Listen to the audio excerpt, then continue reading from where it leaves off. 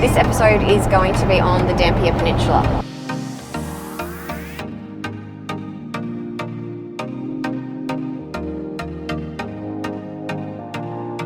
We lost the whole water tank. Alright everyone, good morning. Welcome to a new episode. This episode is going to be on the Dampier Peninsula. We are actually pretty much on the way out, and I realise we've done a heap of filming and zero narration, so that's not real interesting for you guys. So what we're going to do is talk about what we've done, and I'm going to drop in all the footage just so it actually makes sense, because at the moment it would make zero sense. Okay. Dion's just here for the ride, he just does what I tell him. Yeah, I'm the chauffeur. Yeah. Alright, so first up, so we left the Gib, we stopped at a free camp on the way to Broome, and then we spent one night in Broome just so we could clean the van, get groceries, you know.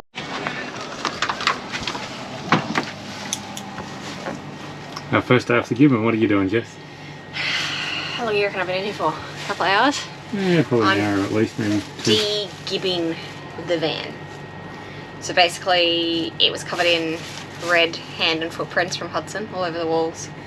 Dust, grime, just... all the fun things you pick up on the road. Yeah, just gross basically. So I'm like my hands and knees scrubbing and pulling fans off to get all like the dust off them that's caked on. And But on the bright side, you've been getting to do it all in air-conditioned comfort. Me and Alec are stuck outside with the kids in the heat. Such a hard life. They sit there and have a few drinks while Hudson plays. Yeah, it's hard life. No, I've been hooking up the new rods. Such a hard life. Yeah. We're getting ready for tomorrow. We're going to Dampier Peninsula, yes. Everything's going to get dirty again, but at least we can start from scratch. I've done like almost all our washing. I'm actually contemplating cleaning the car and the van before we go, but I'm thinking it'll be easier just to clean the car and van once we get back from Dampier. Oh hey, We'll what have you found? Another drink bottle. Oh, was that in your car? No. No? Oh, we keep finding things in Alex's car from when we used it the other day. Yeah. But yeah, so that's what our plan is from here out. So yeah, this could be the start of a new episode, or it could be the end of an episode, I don't know. Yeah, we don't know. We don't plan these things. Nope. All these people who are like real professional and they're like, hey, welcome to an episode all the time. We don't know when things start and finish. We just film them, and occasionally we do a welcome just in case, and sometimes it works out. Yeah. So this should be a new one. I think we finished the Gibbon up maybe. Yeah, in the last one, so we're starting a new one now. So welcome to a new episode. Let's see what we do today. Bye.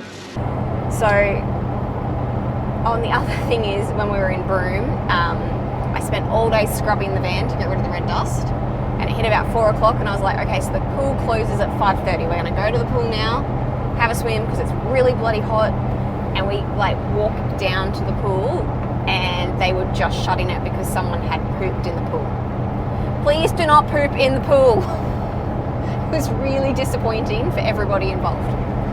Anyway, enough of that. So our first stop was Smithy's. Yes.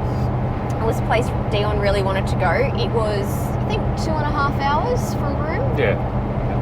Yeah, and so it's Aboriginal family own it, and they basically have all of this land on beach frontage. So we pulled up, we got a really sweet spot right just behind the little dunes. So we had beautiful, what's the word? Views. Beautiful views, yeah, of the ocean, you know, the red dirt, blah, blah, blah. It's $20 per person per night there, and the views were great. Like every afternoon when the sun sort of went down, all of the kids went out onto the beach, and there was 12 or 15 kids there. Yeah, so they just went down to the beach every afternoon and had a play, and it was fantastic. We are still in crop country, so you can't swim there, or if you do, you need to be aware, and I don't know how you be aware in the ocean, to be honest, so we just didn't do that. Yeah. So the facilities there are very, very basic. If you don't have a shower and toilet, you know, they have showers and toilets, but they're rustic. Is that a good word for it? Yeah, I guess so. It's literally a screen door on the shower with a bit of a pollock, the stuff you use for real for sale estate signs. Yeah, just screwed in, and it's not the length of the door, so you can just look at it. So if you're really tall, you actually see over the top. If you're short, you could probably almost see under the. But yeah, rustic. Anyway, we're in the middle of nowhere, so like that was fine, and we've got our own facilities, but our friend Alec does not. So he made good use of them, and it was better than not having them. They also have water hookup, which is good because Yes. we lost the tank. Yeah, so let's drop this footage in. Alright, so this morning we were on our way to Smithy's on the Dampier Peninsula. Yep.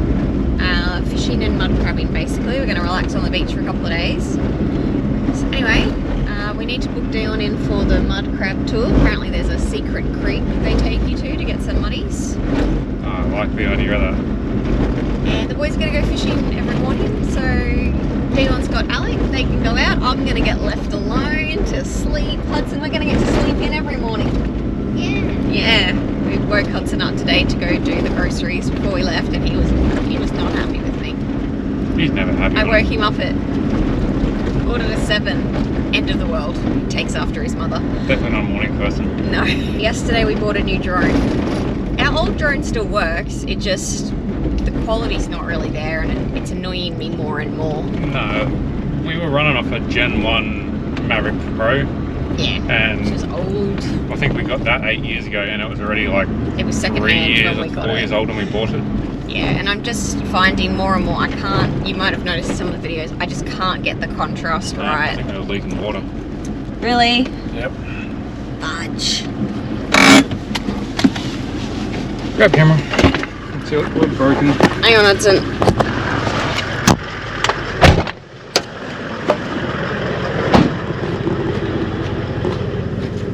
Yeah, hose is coming apart.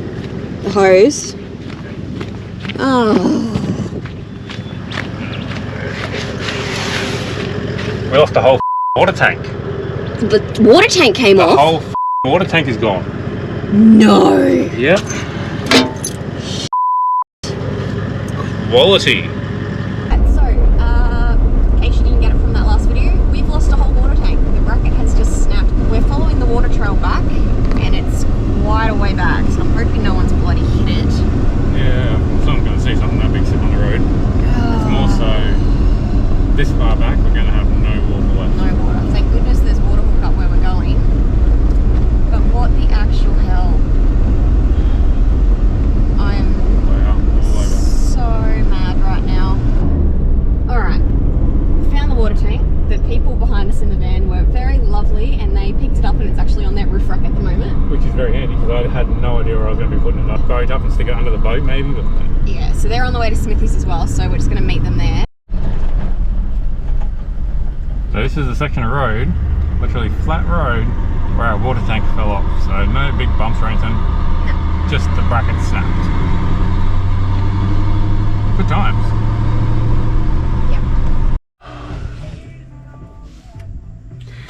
So, you're assessing the damage? Yeah, so we aren't as bad off as I thought.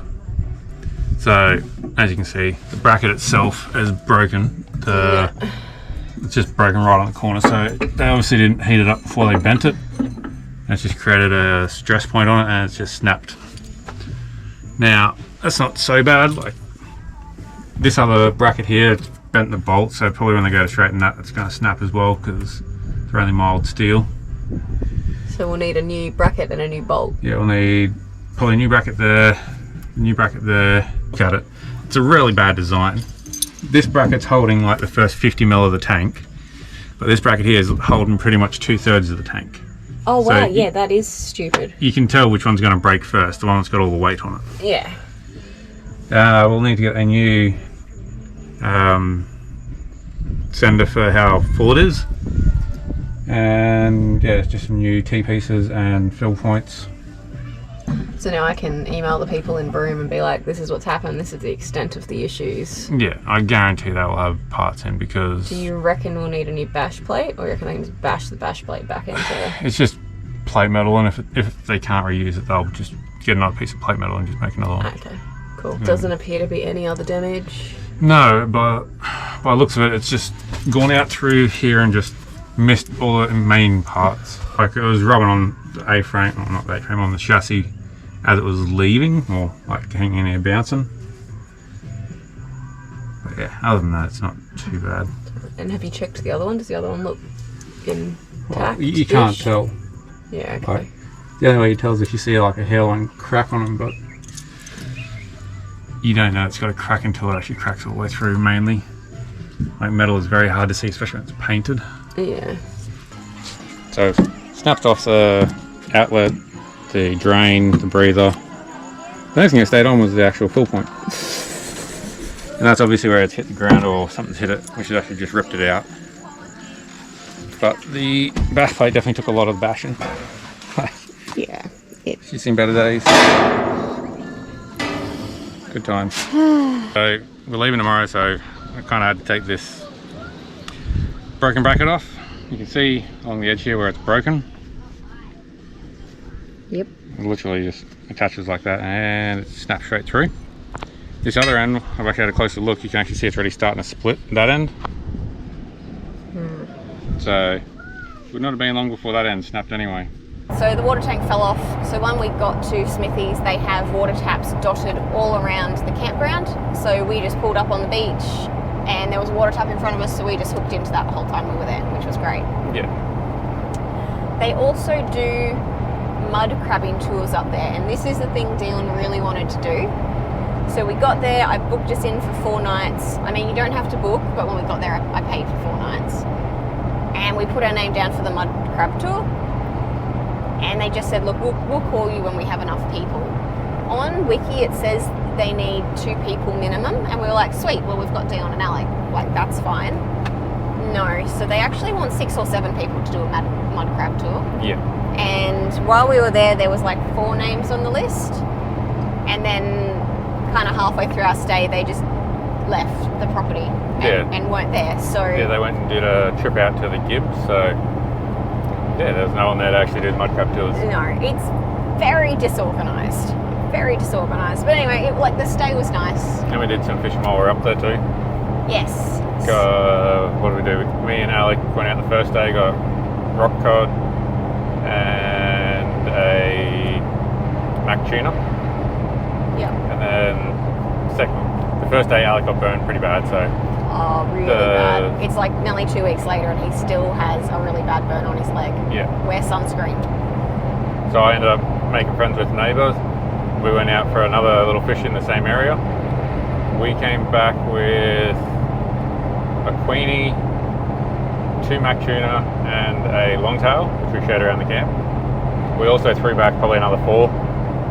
Do you want to also tell them about your incident with the shark? Oh, yeah, there's that too. So the joys of a bait ball is there are sharks there, and we were getting sharked a lot, which is why we lost 10 lures. Sharked, in case you don't know, because I've only just learned, is when you catch a fish and you're reeling it in, and then a shark comes and bites it in half while you're trying to reel it in. Takes your fish off you. So we got Alex one into the boat. It was getting chased, and as we've got it in, the sharks come up, hit the side of the boat, and just about pushed them overboard. Oh yeah, these sharks are bigger than our boat. Like we've got a little low side, 3.7 metre tinny. Terrifying. Yeah. Honest. Screw you, little sharky. That's our fishy. Show us your fish, Alec. Yeah, big old bluefin. We've been chasing these for the last half hour. We've been sharked 3 times. Sharked 3 times. I've lost a couple of lures. I've had a hook through my thumb, a sinker to the face. But we got a shark. Oh yeah, Mr. Sharky, go away. It's my fish. Oh, Alec's fish. Oh, another one there too. Oh, there's about 6 of them around us now. What, 6 sharks? Oh yeah, another one there. That's okay. What are we going to do with him? Keep him for lunch. If you want. I'm happy to keep him for lunch. Me and Hudson were not there. We wouldn't go out in those waters with Hudson, and I wouldn't go out in general. I'm out of the water, I'm still in the boat. So now he's had incidences with crocs that are bigger than his boat and sharks that are bigger than his boat. What does that mean? So he wants a bigger boat, so let's get a vote in the comments, shall we? Does Dion need a bigger boat? Also did a fail of didn't take extra fuel with me. So I had 3/4 of a jerry of boat fuel tank of fuel. And that was enough to go out 1 day, 1.5 days. We used probably half a tank going out and back. So thank you very much, Lachlan and Kim, for showing up and parking next to us and taking Dion out fishing, because he was very sad that there were no more days for him with no more fuel. Yeah. All right. So after that, I had spoken to actually the people who picked up our water tank. Yes. So I actually can't remember their names, which makes me feel really bad. They're in a Blue Lotus. They're really lovely. They were the ones that stopped and picked it up and then took it into camp for us on their roof. Yeah. Been to Cygnet Bay, and they said it was really nice, and it was only $5 more a night than what we were paying at Smithy's. So. And they had a pool. And there was a pool, and it's so hot. Like, what is it? It's 9:30 and it's already 31 degrees. So anyway, we went down to Cygnet Bay, booked in at the unpowered section. Yep. We actually pulled up, and there was so many trees that we weren't going to get solar. So I just went down to the desk and asked if we could move, and they popped us in the overflow section, which was great. There were no trees there. Just a big random grass patch. Yeah. That was fine. So we also swum in the pool every afternoon. Pretty much once it's hit 2 o'clock, we were in the pool. It was a really nice temperature. They also have a restaurant there, so we went and had dinner. With a bar as well, so you can buy alcohol up there. Yeah, so you can get alcohol up there. They don't do takeaways though. There's nowhere up here you can buy takeaway alcohol. Pearl Discovery Tour, I think it was. Yeah, where they show you how they make the pearls. Yeah, so. And how they pull them out. So it was $37 per adult, and basically they give you the history of the farm, how it started. So they tell you how they actually make pearls. So they get a little nucleus, which looks like a little tiny stone, and they make like a little incision in the oyster and pop it in with a transplant of mother of pearl, and they shut it up and put it in the ocean for 2 years, and then you get a pearl. Yep. So that's really cool, and I only just realised while we were there that's why it's called mother of pearl, because the pearl is in the oyster and the mother of pearl is all around it, hence the shell. Mother of pearl. Yeah. And with the oysters, they actually can reuse them, I think. 3 times. Yeah, 3 times. So it takes 2 years to grow a pearl, and they reuse them. You can't use an oyster till it's 2 or 3 years old. Yep. And then they can do it 3 times. And when they harvest an oyster, they use every part of it. So they use the meat in their restaurant, the pearl gets sold, and the shell gets turned into jewellery, or you can actually just buy the shells on their own. Or they use the shell itself in pearlescent paints. Yeah. It gets ground up. They ground it up. That's how you get pearlescent paint. We had no idea. I always thought it was some sort of weird glitter, but no, it's actually crushed. And all the really like shonky pearls that come out that don't look real good get ground up as well. Yeah. Pop this pearl out now. Do they use any of the meat? Yeah. Yeah. Yeah. What do they use it for? People eat it. People Wow, eat it. look at that. Holy moly. Didn't feel that big. The other tour we did was the Waterfall Reef tour. Okay, good morning everybody. Today we are going out to do the Waterfall Reef tour at Cygnet Bay. So the tour leaves at 6:15 in the morning, which means we need to be down there at 6, which means our alarms went off at 5, and after we snoozed a couple of times, we're now up. So hopefully it'll be really good, but No, it's not bad. I can just feel that the symptoms. Yeah.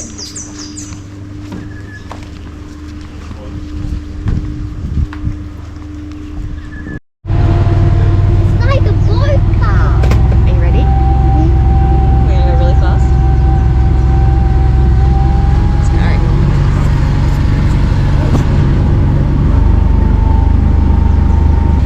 gonna go really fast together with the dog stand. Oh, I think we're gonna go really fast once we get in the water.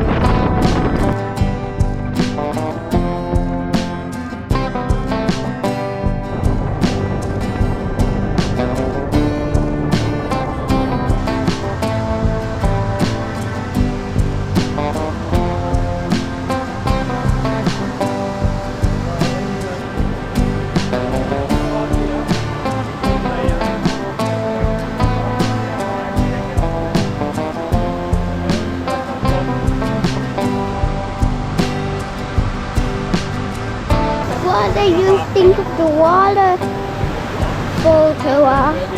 Pretty good. What do you think? It is actually pretty good. It's pretty good. Yeah. Yeah. Did the boat go really fast? What? Did the boat go really fast? Yeah.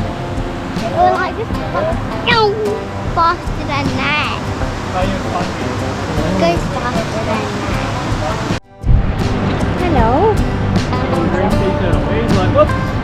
What's going on?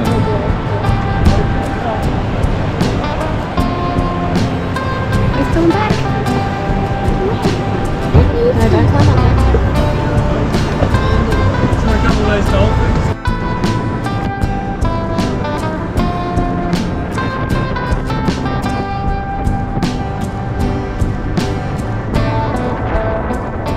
Okay, we are back from the waterfall tour. It was really great actually. So we went down, it was about a 25-minute drive out. We were doing 30 knots an hour, which I think he said was about 60 k's. You get out and then you watch the waterfall. You watch the waterfall as the tide goes down, basically. So he explained the whole phenomenon is because as the tides go out, and it was about an 8-meter tide today, the water below the reef runs out faster than the water on top of the reef can actually move and leave. So that's what creates the waterfall. So you can only see it at the change of tide.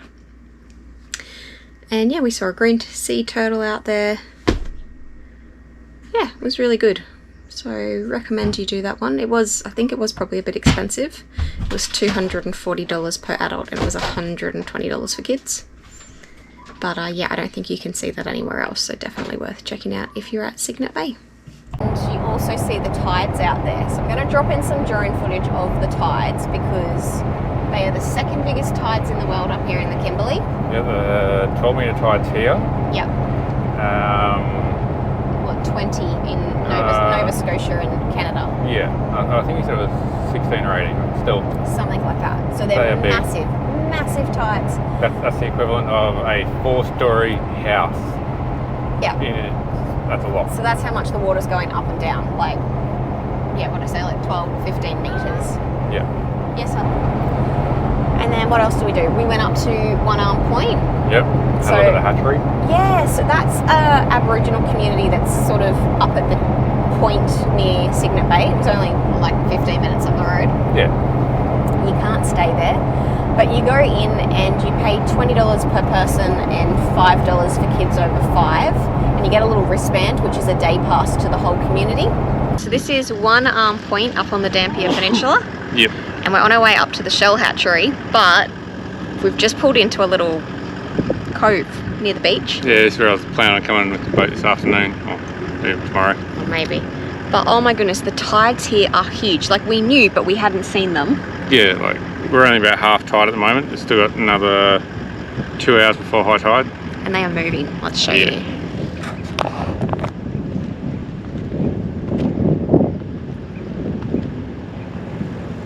That's insane. Look how nice and clear that water is.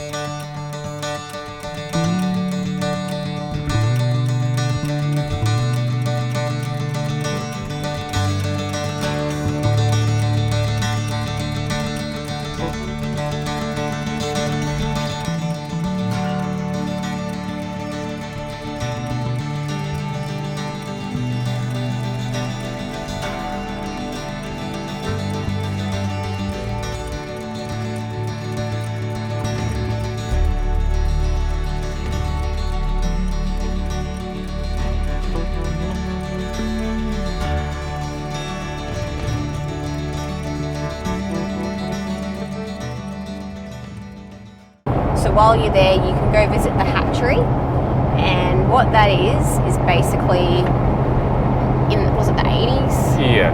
They had like a scientist come to the area and he was studying how to grow shells and fix them because the algae was killing the shells or something like that. Yeah. So anyway, he did that for a couple of years, and then he gave the hatchery back to the Aboriginal locals. So what they've done is, because of the massive tides out in the ocean, you can't really go out there and go snorkeling. You'll just get carried away. Yeah. Like, you can't. So they've turned all of the big, what do you call them? Pools, I guess. The big pools, yeah, into like little versions of the reef. So in one of them they had all the anemones with the clownfish swimming around, so you can see them up close. They had a turtle and you could scratch the turtle's back. He was adorable. I was just stayed at the turtle enclosure the whole time. Yeah. Hello, gorgeous. Oh, you're like Squirt. Yeah. Hi. Can I pet him? Yeah. Ooh. Oh, he's all like mossy. You want Daddy to pick you up so you can have a little pat? He's real friendly, isn't he? We'll come back. Hi. Hi. Remember, he's back. On his Ready? head. On his head, he's back. Go.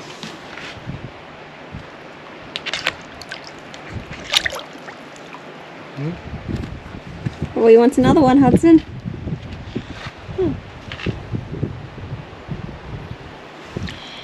That's cool. Yeah. He always comes back.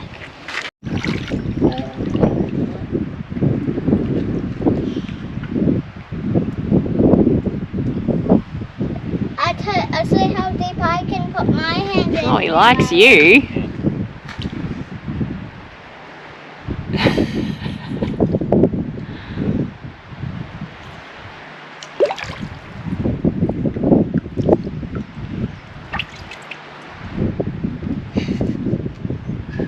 Can't say that's not of his own free will. And they just gave you basically a little information spiel about all the different types of fish. You know, they fed them and said, oh, this is that fish, this is that fish. This one we like to eat. This one we also like to eat. So that was an interesting tour. Yeah. So that was included in the day pass fee. And then they sent us down to the boat ramp. There was a heap of green sharks that just chill out at the boat ramp, and they were massive. Man, they were fast. You would not want to go in there if there was blood in the water. Like, and yeah, we just checked out the beaches. That was pretty much it there. So basically, we are now heading back into Broome. Yep. We need to empty the toilet. We've run out of milk, cordial, juice. Like, we assumed on the Dampier that when they said like grocery store, that there would be like little IGAs or little tiny convenience stores like they have up the Cape. There's basically nothing up here. So when you come up to the Dampier, you need to prepare as you would for the Gib. So we had put aside 2 weeks to be up here, which is the same as the Gib, and we did not prepare food-wise enough. Meat and veggies and stuff I have heaps of, but it's all the other little incidentals that we've run out of.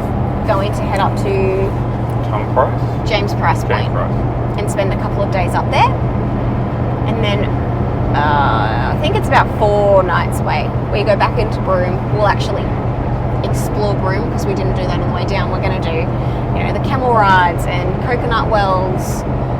The car's booked in for a service. The van's going to have the water tank fixed. Just staircase to the moon's happening. Yeah, staircase to the moon. They've got night markets. There's dinosaur footprints. There's actually quite a lot to do in Broome. So, anyway, so we'll pretty much wrap this video up. Thank you for watching, guys. Really appreciate all your support, and we will see you next week.